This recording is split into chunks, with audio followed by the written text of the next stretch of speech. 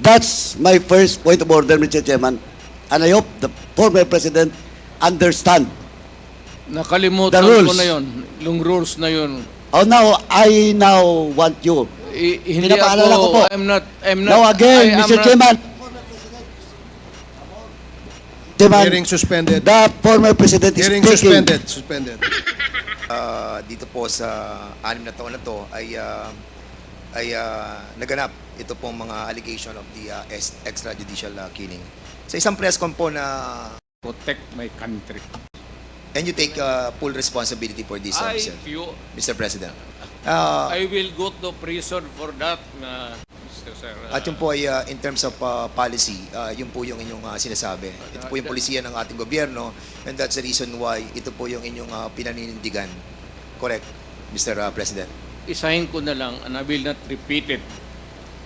I did it as a matter of principle to protect my country. That is the long and short of it. Kung anong tanong man ninyo. Mr. Chairman, recently lang po si PNP Chief Marbil ay meron po siyang interview dito po sa, can you kindly show yung GMA News Online number 12. At sinabi po ni PNP Chief Marbil that based on the official PNP data from July 2016 to June 2022, Marbil said that 1,286 officers were affected in the line of duty, with 312 killed and 974 wounded. And at the same time, sabi niya po, Mr. President, Mr. Chairman, that these police officers carried out their responsibilities with dedication and often faced considerable risk to ensure public safety.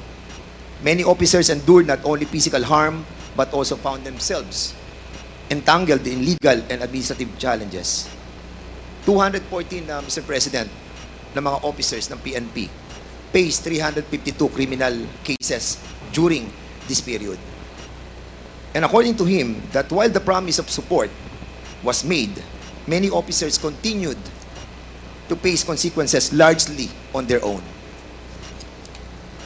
Dinagdag pa po niya, Mr. President and Mr. Chairman, that 195 officers were dismissed over the period of 6 years. There are also 398 cops facing dismissal for various reasons. More than 20 police officers are currently in detention right now, Mr. President. The PNP chief said that numbers remind us that the impact of the anti-drug campaign was deeply felt by our police force as well. He noted that even as former President Duterte publicly committed to supporting those enforcing the campaign, he said there is no official record that these commitments were fully realized. I was not asked even for a minute So, to Mr. tumulong and for what a particular purpose. Then I will now make this promise. I will start a fund sa protection ng mga pulis. I'm putting up 1 million. Paghahanap ako, meron akong 1 million. Hindi ako kung meron million lang, magbubula ako, sabihin ko wala. Mr. Chairman. I'll start. Yeah. But I'll raise a fund para tulungan yung mga pulis. Mr. President. And I will personally appear in court. Ako mismo ang Mr. mag-defense counsel nila. Mr. Chairman, Mr. President, 2 days ago you have mentioned that wala po kayong pamasahe papunta po dito. And I'm pretty shocked that you have 1 million in your account to help our policemen. And we salute you, Mr. President, for that. And for being honest, that you will be... That 1 that you will million be, is wait, for wait, my... wait po, Mr. President.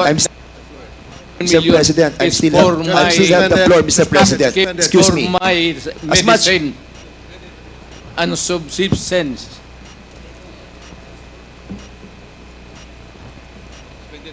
No, suspended tayo, suspended.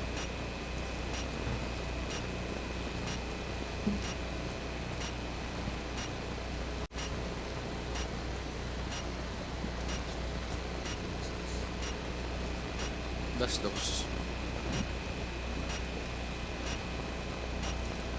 Hearing resumed. Again, let me remind everybody to please calm down. Let the person talking finish his sentence first before you interject. Okay? Yun lamang po ang aking paalala sa lahat. Mr. President, Mr. Chairman, yung pong 1 million na ipagkakalob po ninyo will go a long way. And we are very thankful because marami pong mga officers po natin, mga kapulisan po natin na natanggal na po. 100, as a matter of fact, to be exact with that, Mr. Chairman, 195 officers na po itong na-dismiss. Nasira po ang kanilang buhay, nawalan po sila ng trabaho, they were humiliated, their dignity was lost. And Mr. Chairman, Mr. President, that 1 million will go a long way. I will hand to you the 1 Point million of order, Mr. Chairman. before this. Point of order, Mr. Chairman. What is the rule that was violated? What is the point of order of Congressman The Paduano? former president is speaking without the recognition of the chairman. And please, Mr. President, former president, you know the rules. It was read by Chairman Acop. And being a former congressman, you know the internal rules. Let the members of this committee finish the question before answering. Mga resource persons, to always address the chairperson when you want to speak and wait for the chair to recognize you. Para ho maganda yung communication, yung palitan po ng ating komunikasyon. Mahirap po kasi na nag-uunahan tayo magsalita, dadating po sa punto, nagtataasan na ho tayo ng boses, ayaw naman po nating mangyari yan because napaka maselan at napaka-importante nitong ating pinag-uusapan. I do request from our resource person to please address the chair first before we speak, and the same as well to the members. No, please address the chair. Let me be the traffic enforcer here para malinaw at maayos ang ating hearing sa ngayong umaga. So I hope that I made myself clear, and I'd like to ask Congressman Paduano to please proceed. Hindi, Mr. Chairman, just a short manifestation lang po. Kasi po, before we start the interpellation, malinaw po na it was discussed to all resource persons and even to the members, the rules in this committee. And the former president is keep on violating that rules. Sabi ko na nga, he was then a former congressman and he knows the rules. Please respect this committee, Mr. President. And please, once again, that was my first point order, and I hope it will not happen again. Please wait for the recognition of the chairman before you speak. Thank you, Mr. Chairman. Thank you, Congressman Paduano. Your manifestation is Mr. noted. Chairman. Now we will now proceed with Congressman Dan Yes. Fernandez. Mr. Chairman. Wait for the chair to recognize you first, please. I'm sorry, Mr. Chairman. Ulitin Sige po, po. Okay. please wait for the chair to recognize you before you speak. Now you are recognized, Congressman Dan Thank you, Fernandez. Mr. Chairman. Mr. Chairman, ang nabanggit po dito ay 195 officers were dismissed over the 6-year period. Ang tanong ko po, Mr. President, bakit ngayon nyo lang po ipagkakaloob yung 1 million samantalang na-dismiss na po ito pong 195 officers? I do not have the records. Sir, Wala po kayo. hindi ako Polcom. So, hindi ko alam yan. But being the former president, sir, you have this I know that capacity. some policemen were dismissed. Because it was promised by you that you will, sabi niyo po ay sagot niyo silang lahat. But unfortunately, ito po nga po, nakita po natin, nagre-react na po ang PNP. And ang feeling po nila ay they were left alone, Well, Mr. President. if you're citing the records, then I would admit it. Na yun, totoo yan. Yes, I agree with that. Walang problema. Sinabi mo eh. Hindi, I agree with that, Mr. President. But my question is, bakit po natin sila napabayaang katulad po nito? Sagot niyo po sila. Pero 195 na na-dismissed, 398 cops facing dismissal, 1,286 dead, at yung iba po ay wounded. Were we able to help them, Mr. President? Well, alam mo, sir, if you work for a government, there are rules to be followed. It is not just because you are a policeman that you're always correct. It is not safe to say that you are a mayor that you are always correct, that you rule the city by your own. Maraming nagkakamali, and there must be a reason for their dismissal. There cannot be a dismissal without a lawful ground. Kung napaalis yan, sir, meron talagang kasalanan. Hindi mo pwedeng basta i-dismiss mo lang yung pulit. But Mr. President, you Pero ako, pro-police talaga ako. Yes. Pinoprotektahan ko talaga ang police. I understand, Mr. President. But you made the promise, Mr. President, that sagot nyo sila. Sagot ko. And yun po ang problema natin, Mr. President, Mr. Chairman, that after 6 years, ngayon lang po tayo magbibigay ng tulong para po sa kanila. Hindi. The record will show, Mr. President. Hindi mo, yan ang record. Hindi, walang record ng bigas, pati pera, No, Mr. President. binigay ko What sa I'm trying to pamilya say, nila. the record will show that wala pong tulong natanggap ang lahat ng ito. Hindi po ako nagsasalita nito, Mr. President. Ang nagsasalita po nito ay si Chief PNP Marbil. Alam mo si Marvin, you remind him, hindi nakalista yung mga bigas na binigay ko sa mga pamilya ng polis, pera, enrollment ng mga bata. Hindi nakalista dyan. You Mr. President. remind that Marvel to Mr. President, use your... ang binabanggit po natin dito ay tulong na legal. Huwag kang Doon sa- maniwala dyan kay Marvel. Wala ka dyan. Okay, we will be... but, sige po, punta po tayo sa susunod, Mr. President. Mr. President, Mr. Chairman, I would like to show a video. And later on, I'll be asking the former President to answer some queries from this representation. Hindi. So, Sandali lang. Yes, I'm sir. not trying to be smart, Alec. I'm sorry if I'm overdoing. Hindi, it's okay po, Mr. President. No problem po. It's not really, hindi ko sinasadya yan. Opo. I respect I was once a member of Congress. Medyo emotional lang kasi ako basta sa crime na talagang galit ako sa kriminal. We Baka- understand that po, Mr. President. And thank you for that. Pakita lang po natin yung video, Mr. President.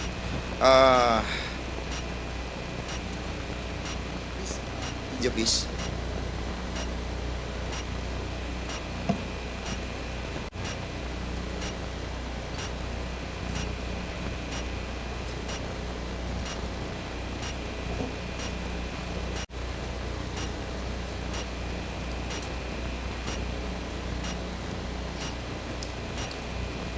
Mr. President, noong August 23, 2016, wait. Noong August 23, 2016, doon po sa Committee on Human Rights and Committee on Justice, binanggit po dito yung reward system. At sinabi po ni former Chief PNP, Gerald Bato, tungkol doon po sa reward system. I want to show this video clip, Mr. Chairman, please. Alam ko po na nabanggit ng Pangulo na magkakaroon ng pabuya ang mga magbibigay ng leads tungkol dun sa mga huhuli natin dito sa droga. Alam ko na humihingi ang ating Office of the President ng mas mataas na budget. Nakausap ba kayo diretsyo ni Pangulong Duterte ukol sa pabuya kung ito nga ba'y 2 million sa bawat madadala ng ating mga kababayan na mga drug pushers? Kasama po ba ang mga pulis dito sa pabuya? Sir. Wala pong pili yan, Your Honor. Kung ang pulis ay involved sa droga at siya'y nahuli, yung informant po ay makakatanggap ng corresponding reward na in-offer ng Presidente. So nag-usap kayo ng ating Pangulo ukol dyan. Magkano po daw ang ibibigay sa bawat informant na magbibigay ng pangalan ng isang pusher? Meron kasi siyang ibang, kasi busy na ako masyado sa aking trabaho, Your Honor. Sabi niya, meron siyang assistant na magti-take charge dyan sa pagdidistribute. Basta ang last na nasabi niya sa akin is 5 million yung drug load talaga. Yung malalaking drug load, 5 million ibibigay niya. So depende dun sa kanilang anatomy kung saan Oh, yung kung mas nasa mataas. taas, mas mataas. Pag sa baba, mababa. Ang gusto ko malaman, yung pulis mismo, sa sibilyan, maaari yung 5 million. Sa pulis din ba, makakatanggap sila pag sila ang nakapagtukoy? O dahil kasama yan sa kanilang sinumpaang tungkulin, iba naman po ang maaaring ibigay sa kanila? Nabanggit po ba yan ng Pangulo? Nabanggit ng Pangulo yun, kahit na pulis, kasama doon na makakatanggap sa pera na i-offer niya. Pero sa amin naman, internal, meron kaming ibang reward system, di ba? Meron kaming, bibigyan kami ng awards. Or kung talagang meritorious, pwedeng meritoriously promoted yung tao, mapopromote. Meron po kami sariling sistema. So sa dami ng mga hinuli, meron na bang nakatanggap ngayon ng pabuya? I presume, meron na, Your Honor. Hindi ko lang po inaalam dahil hindi ko nakikialam dahil money matters yan. O sige po. Direkta na kayo kung saan kayo pwede mag-claim. Hindi dumadaan sa akin. Siguro maganda din na anong tanggapan sa ating gobyerno ang nagdi-disperse niyan? OP? Tanungin ko po si Presidente, Your Honor. Siguro pwede tayong makahingi niyan. Kung meron ng nabigyan, siguro kung ito'y makakasama sa kanyang kaligtasan, maaari namang executive lang ito, hindi na natin i-release. Meron pong gustong Mr. Chairman, Mr. President, will you confirm that the Office of the President tumingi po ng mataas na budget para po sa reward system? Sir, can you kindly use the mic, please? Will you kindly use the mic, please? That's correct. So, You have to spend money for operations, for intelligence. Alam mo, sir, if I may be allowed to explain, ang isang pulis, at magtanong ka dito after this proceeding, magpunta ka ng anong istasyon, ang pulis, hanggang sweldo lang yan, pati equipments, office materials. Pero sabihin mo yung pulis na may sariling fund for an operation day-to-day to follow up cases sa mga criminals, wala, sir. Magtawag ka ng siyang pulis dito ngayon. Magtanong ka, pagkatapos dito. yan po ba, Mr. President? Kailangan, Go ahead, sir. Yeah, Go ahead, yeah. sir. No, go ahead, sir. kailangan punduhan mo talaga ang pulis. Lalo na if there is a serious crime, kidnapping, ikaw talaga ang pipinance niyan. Walang pera ang pulis na mag-follow up kung saan dinala yung victim, kung they have to spend money or else you end up with nothing. And sometimes pag yung time limit na binibigay ng kidnapper hindi na masunod, pinapatay nila. That's why it's a race against time. Kaya ako, pagka ganito, bas kung na presidente ako, pag yung mga may kidnapping, ako talaga ang nagbibigay ng pera. At ang order ko sa kanila, sir, nandito na lang rin tayo, pag nahuli ninyo, patayin ninyo lahat. Huwag ninyong dalhin sa Sir, pupunta ng presuhan niya, papakainin ko pa yung mga... Mr. President, thank you so much for refraining yourself from speaking bad Yeah, words. sir. We appreciate that. No? Nakikita po namin na talagang pinipigilan niyo ang sarili niyo. Takot ako sa inyo, sir. Hindi po, sir. Natutuwa po kami dahil nga nagiging maayos po yung Hindi, ating pong, usapan po, sir. Sir, kasi po may... Sweating hands, oh. Takot talaga ako sa inyo. Kami rin po, malamig din po kamay namin dahil... Mr. President, medyo... nabanggit din po dito ni Gerald Bato during that time that siya po ay tinatanong ni Senator Grace po na sinasabi na sino magdi-disperse dun sa Office of the President. At may sinasabi po si General Bato, sino po ba yung sinasabi na assistant na magdi-disperse po ng pera para sa reward system? Yes. Sino po, Mr. President?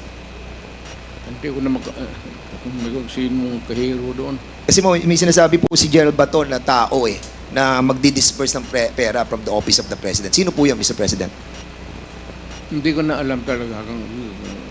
pagka ganung police operations, actually, it's an official, it's not a hidden item there. Kunin mo doon sa kahira sa baba na kay police operation eh. Mr. President, Lahat naman yan police operation. It cannot be funded by, it cannot be, a police operation cannot be funded by private money. That is not allowed by law. pero during the time that you were, during one of your interview, Mr. President, I still remember that you have mentioned that yung pong pera na galing po sa donation ng inyong pong campaign funds will be utilized for the reward system. You mentioned that, and I saw the video.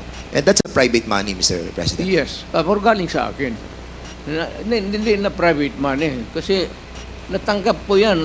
Ano na ako nakahawak ko na the money I was holding was already when I was in the official na ako. But in accordance with the rule of COMELEC, yung excess money po na ginagamit po natin sa kampanya must be returned back to the COMELEC, Mr. Chair, to the donors, Mr. Maniwala President. ganyan. Hindi, yun po sinasabi ng COMELEC, Mr. President. And yun po yung ka sa batas COMELEC. natin po dapat sundin. Tanungin kita, sinong kandidato nagsauli Mr. ng pera? President, you cannot ask question. We will be the one asking question. That's why I said, Kasi po kami po, pag nakakatanggap because po, it Mr. President, I is still have the floor. incongruous. Mr. President, kasi po ako pag nakakatanggap, kakaunti lang po yung nabibigay sa ating donation. So kulang na kulang pa po. And we believe that you have mentioned that excess money was utilized for the reward system. Is this true, Mr. Public President? interest, to protect public interest. Kaya nga po, Mr. President, Yes. na-utilize po yun. Yung sa, Yes, correct. Thank you, Mr. President.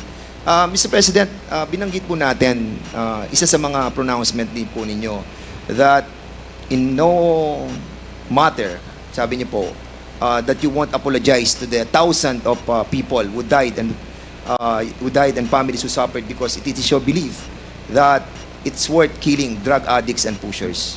Dahil nga sa sinabi niyo rin yung don't destroy my country because I will kill you. Nabanggit niyo po ito, Mr. Yeah. President. And Correct. would you also agree with me, Mr. President, that there are so many forms and ways how to destroy a country? Again, sir? There's a lot of ways to destroy our country. Is it correct? There's a lot of ways, Mr. President. Maraming paraan para wasakin po ang ating bansa. Oh, of course. 'Di ba? Hindi lamang po ang pagsugpo sa illegal drugs. As a Yes. matter of fact, Mr. President, Rebellion. yes, correct. Yung pong tinatawag po nating economic saboteurs, yung pong mga sumisira ng ating kalikasan, yung mga nagpapasok ng mga illegal, yung mga smuggling sa ating pong mga costume, yung pong mga droga na pinapasok, yung mga illegal na bigas, yung pong mga asukal at iba pa. And at the same time, Mr. Chairman, yung corruption also. And at the same time, Mr. Chairman, ito pong tinatawag nating conniving with the different enemies. These are forms and elements in destroying our country. Mr. President, your pronouncement that don't destroy my country because I will kill you. Does this pertains to all of these elements, Mr. Hindi naman. Sir, I was really particularly worried because yung droga kasi ang target yung mga bata. Hindi tayo. Ang droga na distribute dyan sa mga high school, dyan sa mga ano, kung ang next generation ng Pilipino puro bangag at marami nakikita mo dito mga opisyal natin sa gobyerno, nakikita mo mga bangag alam mo na kung sino ang bangag, tinatawag nila kaya ako, sir, I'm just being, I was being a father of the city. But talagang galit ako sa kriminal. Yes. And would you Naggalit ako sa kriminal. And would you agree with me, Mr. President, that doon po sa inyong war on drugs, yung mga reported, majority of those that were reported killed on war on drugs we're not really all drug addicts and pushers. Would you agree with me? Well, because some of those who are really Collateral. in trafficking are not marunong eh. Those in trafficking sa drugs eh, may utak yun. Yun sila ang nag-traffic ng drugs. And they avoid taking drugs because alam nila na kung malulong sila sa droga, hindi na nila magamit yung utak nila. Mr. Kaya, President, yung yes. sinabi nila na hindi lahat drogista, tama yun. Eh, yung Pero ito po ay mga collateral damage. Sabi nga po, shit happens eh. Di ba? Sabi ni Gerald Bato. So, if ever that meron pong collateral damage, meron pong mga shit happens, will you consider this as a failure of the war on drugs? hindi, sir. I would say that it was a maybe unnecessary death, but a collateral damage is recognized if not, hindi naman sinasadya eh. Kaya yung in one drug den doon sa Davao City, 4 na Chinese, pinatay ko talaga. Ang problema, may tinamaan na 2 yung nagluluto. Pero yung 4 na in-check na Mr. Chair- talagang pinatay ko. Sinadya ko talang patmatayin. Mr. Chairman, Mr. President, is that a Admission, yes. admission that you Oo. killed them? Lumaban po sila? Or pinatay nyo silang walang laban? Sinabi ko sa kanila, Hindi, sir, Mr. President, pinatay nyo po ba siya ng walang laban or lumalaban po sila? hindi, lumalaban. Kasi, So- kasi pag raid, siyempre, agawan ng kung anong mapupulot nila, lumalaban, pero I would say that hindi naman lahat malaban na mayroong tit for tat. Meaning to say, kung may M16 yung police, may M16 sila. That would be an impossible scenario. Pero kung lumaban, pasensya tayo. Ako sinabi ko, nung mayor ako, do not do it. Do not do it because I will kill you. Kung yung naabutan ko doon, kagaya ng 4 na inchik, talagang pinatay ko. 4 po ba yun or 6, Mr. President? 4 po ba yun or 6? Kasi a while ago you were saying 6 po. 4 lang. 4 lang po. So, pwede po naman malaman kung sino po yung mga 4 na po yun. Ano pong pangalan po nila? Alam mo, sir, ang lolo ko Chinese. Baka nga yung isa siguro pinsan ko pa yung hindi ko alam, sir. Hindi ko tinanong. Natawa naman ako doon, Mr. President. Kaya dito, ko, ang lolo ko Chinese eh. Lam ang lolo ko. On another topic, Mr. President. Si Garma po ay nagkaroon po siya ng affidavit. At sinabi po niya na meron pong double model na 3 levels of payments. Meron po siya sinasabi sa affidavit niya eh. Ang sabi niya, yung first suspect is killed. Ang binabayad daw po ay 20,000 to 1 million. At sa second level naman po, ang sinasabi niya yung co-plan, yung pong planned na pinapan po yung planned operation. At yung third daw po ay yung pong refund ng operational expenses. Ito po ba sinasabi ni Colonel Garma na pag binabayad doon sa mga namamatay na 20,000 to 1 million, which, by the way, corroborated by the testimony of Tata and Andy, is true? Correct. So, ito po yung namamatay, binabayad po 20,000 to 1 million. Hindi yan, sir. Ganito yan. Hindi, yung po ang tanong ko, Mr. President. Hindi, ganito nga. Sige po. Ito na yung answer ko eh. Sige po. Yung may police operation, alam ng police lahat yan, pinupunduhan ko yan. O ito, for a particular project. Pagka na-accomplish nila yan, sir, may sobra, magsabi ang police officer o lead official, sir, may sobra, hindi na ubos yun. Hindi na yan. For the boys. Yan, sir. Okay, Yan, sir. Yan, Mr. President, in some interviews you have mentioned that, and you have spoken about the reward system. And sinabi nyo, patay o buhay? Patay better buhay, okay lang. Correct. Yes, so ibig po sabihin ay mas okay sa inyo kapag patay. Mas maganda kung patay, sir. And that's the reason why we are trying to encourage our citizens to kill all those addicts. No, not addicts. To kill the criminals. Not addicts, because addicts are victims of the criminals running the drug syndicates. Mr. Mali yan, sir. Mali Mr. yan. Mr. Mali President, yan, kasi there is a report na nagsalita po kayo noong July 1, 2016 that was covered by The Guardian. At sinabi niyo po dito, if you know of any addicts, go ahead and kill them yourself, as getting their parents to do it would be too painful. I am talking of the drug manufacturers and drug dealers. That is a... So mali po I to. don't know who wrote it. I am not bound by it. Huwag mong ano yan, sir. Hindi ko trabaho yan. Get it from my mouth. Because I was the man. Ano po to, Mr. President? Live, ano po to, interview po? Ano po to, Talagang video? sinabi ko, pero hindi tama yan. Nasa video po, Mr. President. Sinabi hindi addict, sabi ko drug dealers and drug pushers. Bakit mo patayin yung addict? Dali mo sa ospital.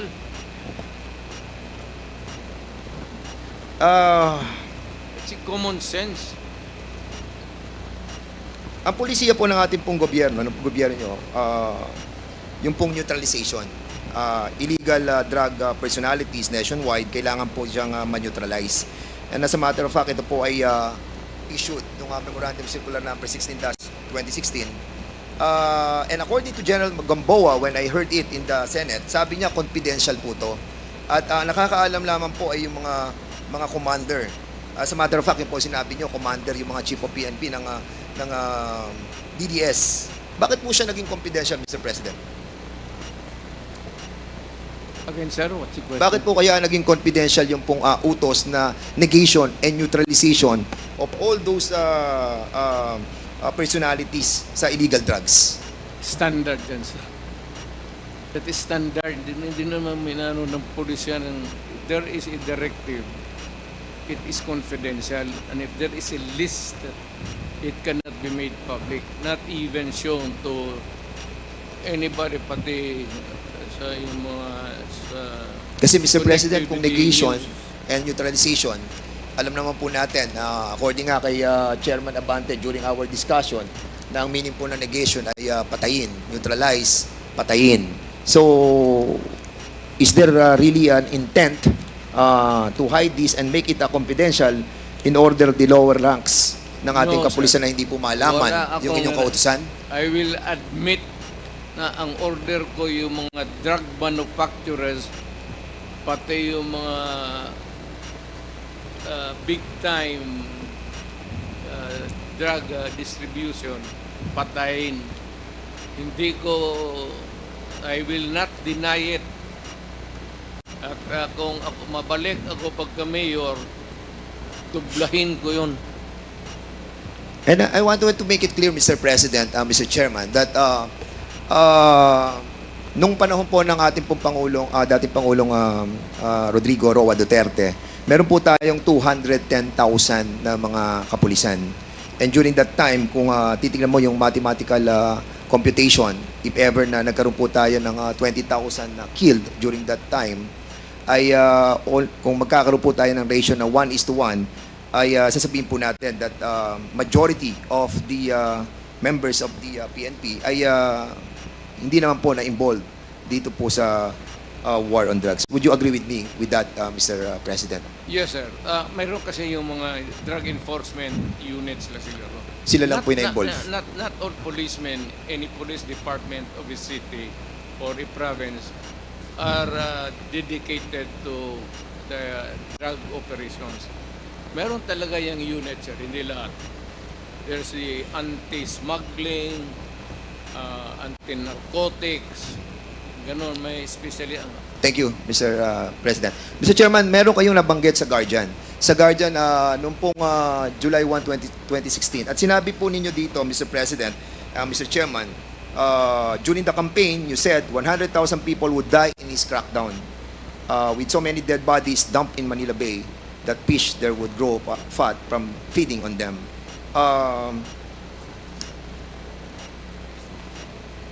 And out of that 100,000 that you have mentioned, ang reported lamang po na namatay is almost 20,000 to 30,000. So, were you Kulang. disappointed on this, Mr. Kulang. Kulang? Kulang. Were you disappointed that it's only 20,000 to 30,000? Sir, kung pabalikin mo ako sana pagka-presidente, I will make up for the yung kulang na ano. Kawawa naman po yung mga pamilya, Mr. Oh, well, Mr. President.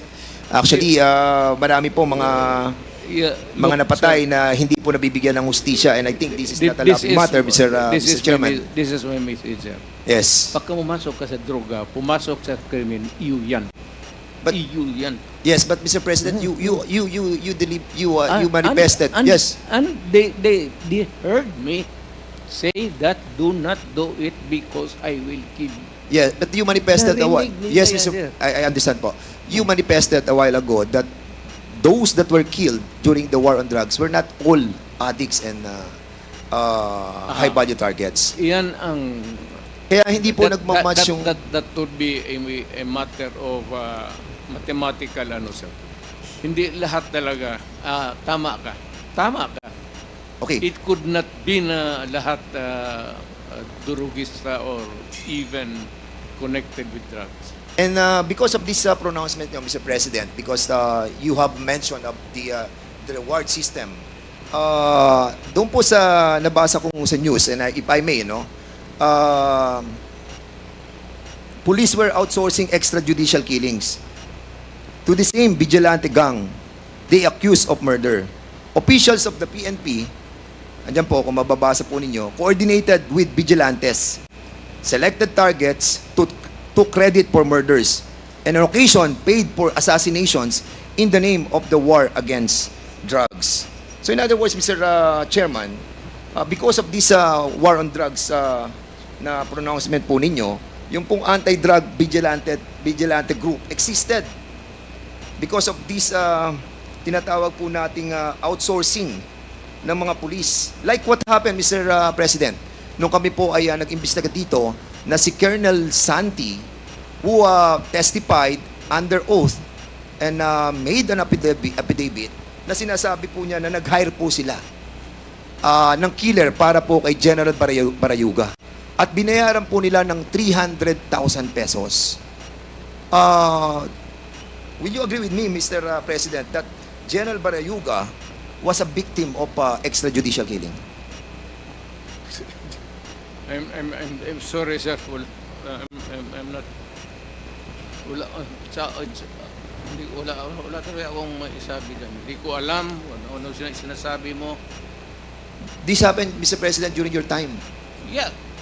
But you don't know what happened to General Barayuga? Wala akong Mr. Chairman,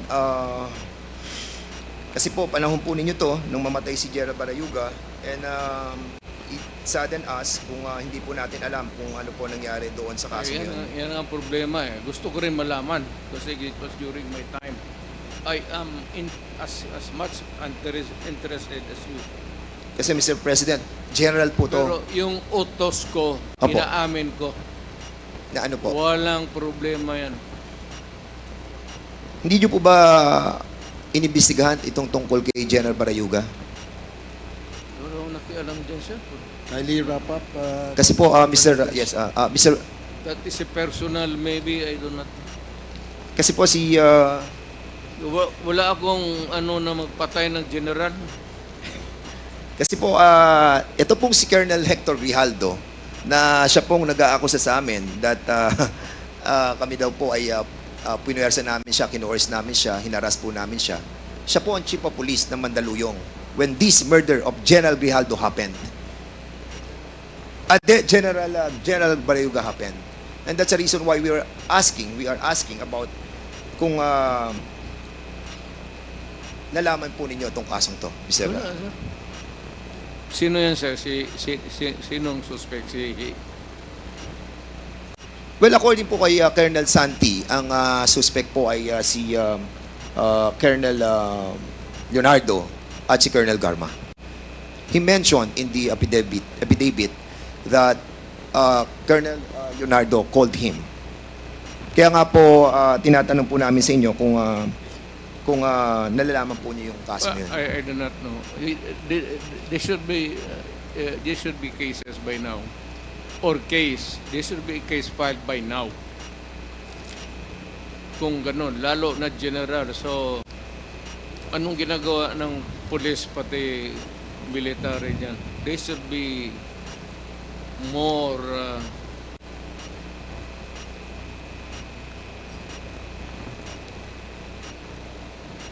more active. Lalo na yung general.